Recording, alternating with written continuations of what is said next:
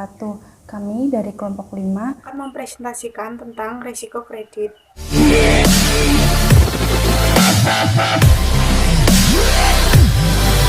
Halo, perkenalkan nama saya Yunita Sari. Saya Putri Dwi Agustin Saya Smita dari kelompok 5. Saya Mira Kusuma Wardani. Saya Bukas Pambudi dari kelompok 5. Risiko kredit itu terjadi ketika pihak lain dalam transaksi bisnis kita tidak bisa memenuhi kewajibannya atau utang. Dalam risiko kredit ini, yang pertama kita akan mempelajari tentang penilaian kualitatif. Dalam penilaian kualitatif, kita bisa mengukur dengan 3R dan 5C.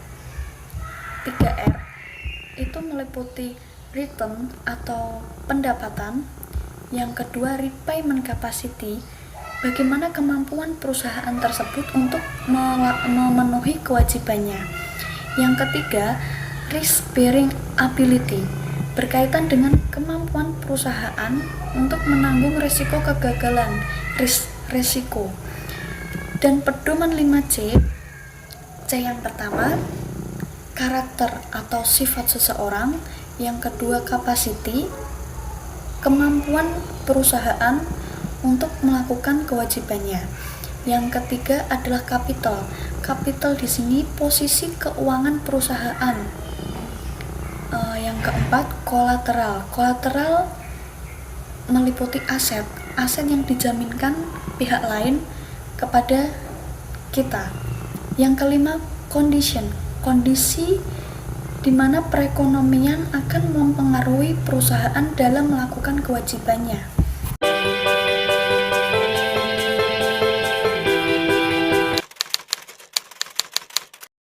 Penilaian kuantitatif di sini adalah proses menemukan pengetahuan dengan menggunakan angka sebagai datanya. Angka tersebut digunakan sebagai alat analisis untuk mengetahui hal yang akan ditelitinya.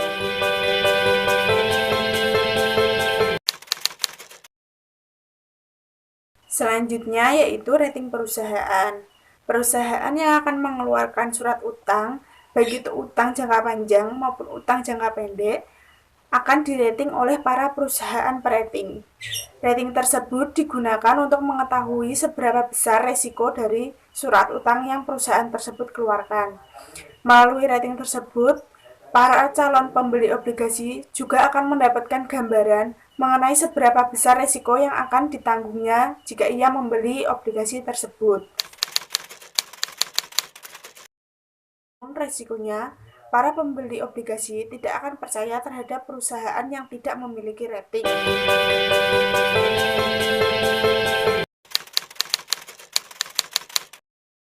Model scoring kredit yaitu suatu model yang digunakan untuk menilai atau melihat apakah suatu perusahaan mengalami gagal bayar atau tidak berdasarkan skor tertentu dari suatu model tertentu. Dibagi menjadi 3. Yang pertama ada model diskriminan, yaitu suatu model yang digunakan untuk melihat apakah suatu perusahaan mengalami gagal bayar atau tidak. Yang kedua, model probabilitas linear, yaitu suatu model yang digunakan untuk melihat seberapa besar sih perusahaan mengalami gagal bayar. Yang ketiga, ada model probabilitas logit. Model probabilitas logit yaitu suatu model yang digunakan untuk menilai dan melihat seberapa besar perusahaan mengalami gagal bayar, namun tidak menggunakan linear seperti regresi biasa. Model ini menggunakan link logit.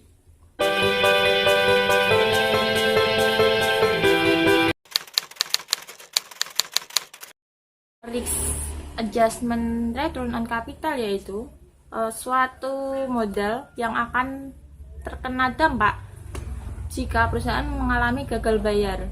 Jadi kayak perbandingan model yang akan terkena dampak jika perusahaan mengalami gagal bayar.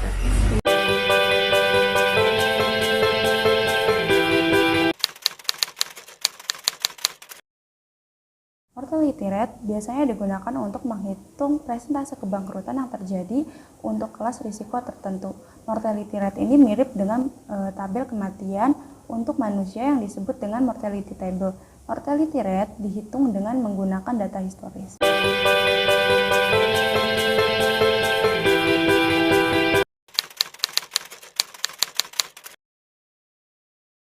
Selanjutnya, penurunan risiko kredit menggunakan term structure. Term structure atau yield curve menunjukkan hubungan antara yield surat berharga atau obligasi. Biasanya kurva tersebut mempunyai slope yang positif, meskipun slope tersebut bisa berubah menjadi flat atau bahkan negatif dalam beberapa situasi. Nah, slope yang positif menandakan bahwa yield obligasi dengan jangka waktu yang lebih panjang akan lebih besar.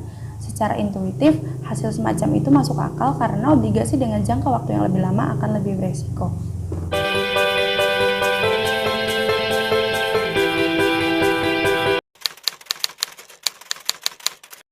Jadi, kredit metrik merupakan alat pengukur risiko kredit dengan menggunakan kerangka VaR atau value at risk, sehingga volatilitas atau risiko yang tidak dapat diperkirakan dapat diperhitungkan menggunakan kredit metrik ini.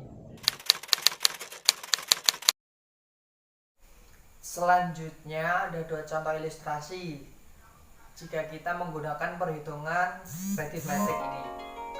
Contoh yang pertama yaitu kredit metrik untuk aset individual, dan yang kedua ada kredit metrik untuk portofolio dua aset.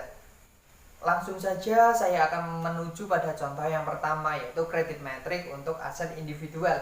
Saya akan membacakan contohnya.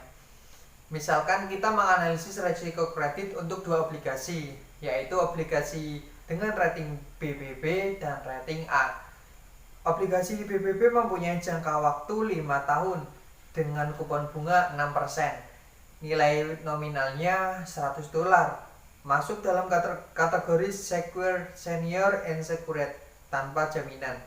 Obligasi A mempunyai jangka waktu 5 tahun dengan kupon bunga 5%. Nilai nominalnya $100 sama seperti tadi dan masuk dalam kategori senior and secured juga. Kita akan menghitung resiko kredit untuk obligasi BBB terlebih dahulu.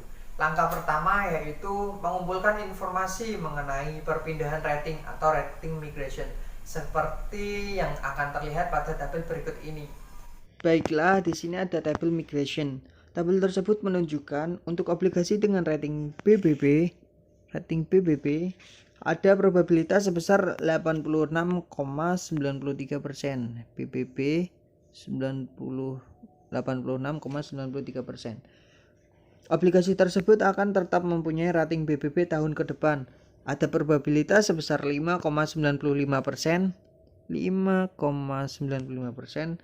Obligasi tersebut akan di-upgrade menjadi rating A.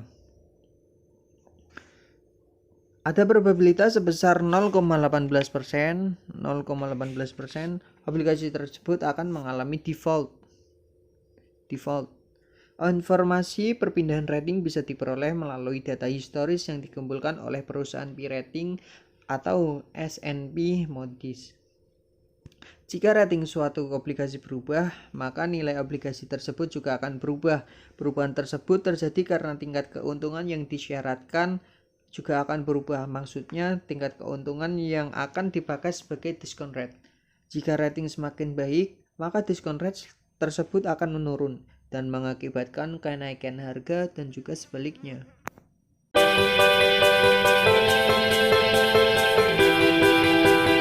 Selanjutnya saya akan menuju pada kredit metrik untuk portofolio dua aset. Saya akan membacakan contoh soalnya. Misalkan kita mempunyai portofolio yang terdiri dari aset BBB dan aset A. Risiko kredit untuk aset BBB sudah dihitung di muka. Kita akan menghitung risiko kredit untuk aset A dan kemudian kita akan menghitung risiko kredit untuk portofolio dari aset BBB dan A, artinya untuk portofolio dua aset ya. Dengan cara yang sama, nilai obligasi A jika rating tahun depan berubah maka terlihat seperti pada tabel berikut ini.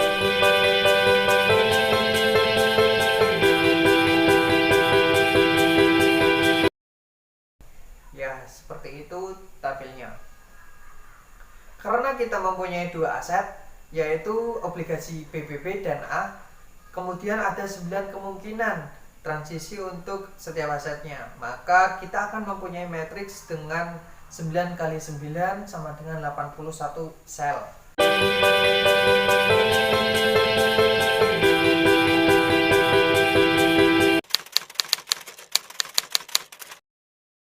Pendekatan kerangka teori opsi. Pada pendekatan ini ada dua opsi, yaitu opsi call dan opsi put. Pada opsi call, hak untuk membeli aset dengan harga tertentu pada periode tertentu. Sedangkan pada opsi put, hak untuk menjual aset dengan harga tertentu pada periode tertentu. Penjual opsi call maupun opsi put mempunyai kewajiban, yaitu menyediakan aset yang akan dibeli dan membeli aset yang akan dijual. Sebagai kompensasi, penjual opsi akan menerima premium atau harga opsi sebesar nilai tertentu. Bagian berikut ini memberikan ilustrasi bagaimana risiko kredit bisa dihitung menggunakan teori kerangka opsi. Yang pertama, analisis nilai saham dan hutang dengan opsi. Berikut ini ada bagian pemegang saham dengan kerangka opsi. Misalnya, kreditur memberi pinjaman kepada pengusaha dengan nilai 100 juta. Nilai di atas menunjukkan jika nilai perusahaan di atas adalah 100 juta. Di atas menunjukkan jika nilai perusahaan di atas adalah 100 juta, misalnya 250 juta. Maka pemegang saham berhak atas sisa nilai perusahaan sebesar 150 juta dalam kurung 250 juta dikurangi 100 juta. 150 juta dalam kurung 250 kurangi 100 juta. Ini kan berarti 250 dikurangi 100 kan 150 juta ya. Kemudian pemegang saham harus membayar hutangnya sebesar 100 juta terlebih dahulu. Jika nilai perusahaan 100 juta, maka pemegang saham akan kehilangan kekayaannya karena kekayaannya diambil oleh pemegang saham.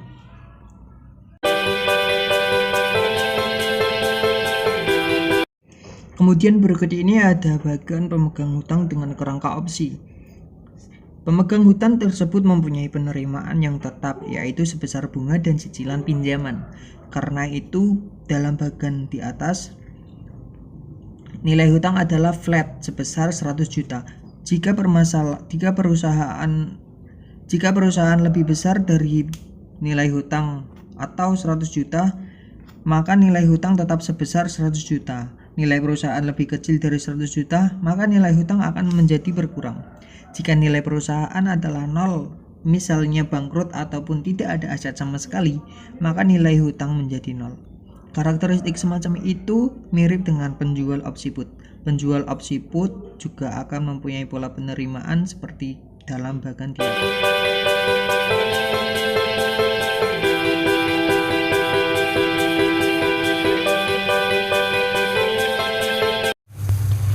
Jadi, ada salah satu contoh kasus dalam resiko kredit ini beserta penyelesaiannya.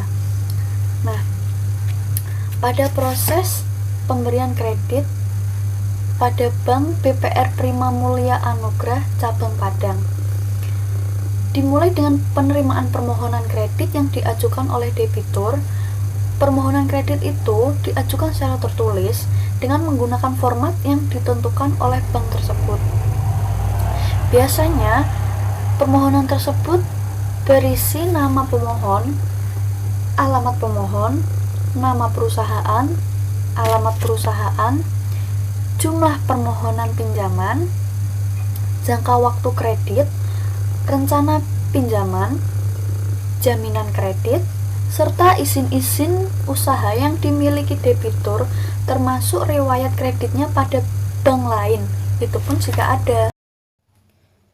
Selanjutnya, permohonan pinjaman kredit yang diajukan oleh debitur akan diteliti oleh pihak Bank BPR PMA Cabang Padang.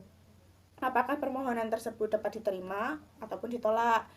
Dan apakah nasabah tersebut termasuk ke dalam nasabah yang dapat dilayani ataupun nasabah yang tidak dapat dilayani. Apabila calon nasabah tersebut di luar kriteria yang ditentukan oleh bank, maka permohonan tersebut akan ditolak. Sedangkan apabila calon nasabah tersebut sesuai dengan kriteria yang dimiliki oleh bank, maka akan langsung diregistrasi sesuai dengan buku yang telah ditentukan, yang kemudian didisposisikan kepada pimpinan kepala cabang yang berwenang dalam bank tersebut. Hasil disposisi surat tersebut akan diberikan kepada analisis kredit untuk memproses permohonan kredit yang diajukan. Terjadinya kredit bermasalah pada Bank BPR ini disebabkan oleh dua faktor. Faktor yang pertama ada faktor internal atau faktor dari dalam bank, dan faktor yang kedua yaitu faktor eksternal atau faktor dari pihak luar bank. Nah, faktor internal ini yaitu di mana pihak bank salah dalam menganalisis dan meneliti si calon debitur. Ternyata debitur tersebut tidak layak untuk diberi kredit, tetapi pihak bank malah memberikan kreditnya. Dan faktor eksternalnya yaitu pihak nasabah yang diberi kredit dari pihak bank mengalami penurunan ekonomi dikarenakan pihak nasabah tersebut menggunakan uangnya untuk mengembangkan usaha, namun usaha tersebut gagal dan mengalami kegagalan bayar dalam kreditnya.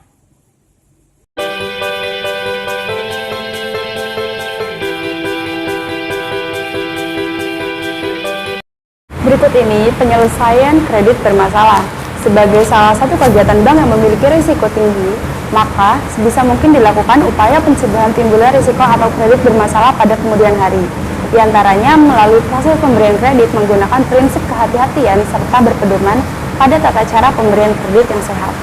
Penyelamatan kredit yang bermasalah selalu dilakukan oleh pihak bank untuk mendapatkan cara agar kredit yang bermasalah dapat terselesaikan. Semua itu dilakukan pada bank untuk mendapatkan kinerja yang lebih baik, lebih efektif, dan lebih efisien, sehingga bank dapat menjalankan kegiatannya dengan baik. Semakin baik strategi yang digunakan, maka semakin rendahnya tingkat rasio non-performing loan. PT BPR PMA Cabang Padang menggunakan langkah penyelesaian kredit bermasalah sebagai berikut. Yang pertama, penjadwalan kembali atau rescheduling, yaitu suatu keadaan di mana nasabah masih mempunyai itikat dan berkeinginan untuk membayar. Maka pihak bank melakukan penjadwalan kembali dengan langkah penyelesaian sebagai berikut. Pertama, memberikan perpanjangan jangka waktu. Kedua, memperpanjang jangka waktu angsuran.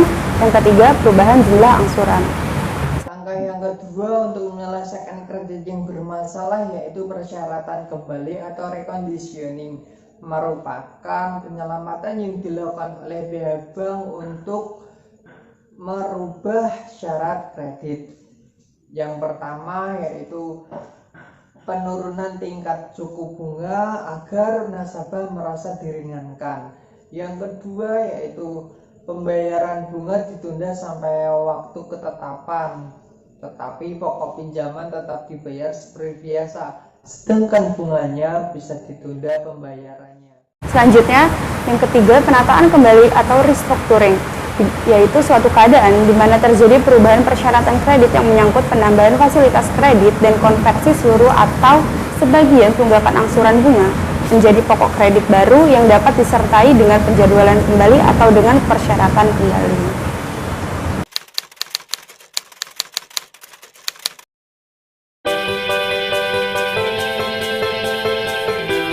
Demi memutus mata rantai penularan COVID-19, mari kita di rumah aja, istirahat yang cukup, belajar dari rumah, stay safe dan jaga jarak aman. Pertama, di rumah aja. Sekian presentasi dari kelompok kami. Kami ucapkan terima kasih atas ketersediaannya sudah menonton video presentasi ini. Maafkan apabila ada kesalahan kata, baik yang disengaja maupun tidak disengaja. Dari kelompok 5, mohon pamit undur diri. Wassalamualaikum warahmatullahi wabarakatuh. Terima kasih. Semangat belajar di rumahnya ya.